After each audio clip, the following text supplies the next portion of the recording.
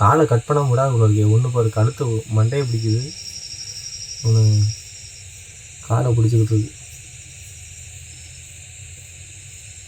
கலவரத்தை சரி பண்ணலான்னா முடியாது இருக்கு நம்ம. அதை பாருங்கள், நண்டோட கால் ஒடிஞ்சது கொண்டாந்து கொட்டினோம். அந்த காலுகளை அதே திங்க ஆரம்பிச்சிருச்சு.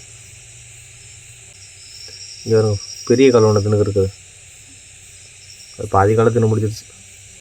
இவங்க தான் இப்போ நல்லா இருந்தது நீ வந்து கலக்கினதே. களைச்சி விடலாம் பார்த்து எங்கிட்டு போய் கலைக்கிறது.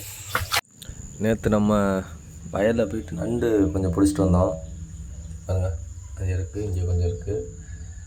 பொதுவாக இந்த வயல் நண்டுகளை எதுக்கு சாப்பிடுவாங்கன்னா, சளி பிடிச்சிருக்கு அப்படின்னா நண்டை இடித்து, இந்த நண்டை புட்டு இடித்து ரசம் வச்சோம்னா சளி சரியாயிடும் அப்போ இருக்கிற காலத்தில்.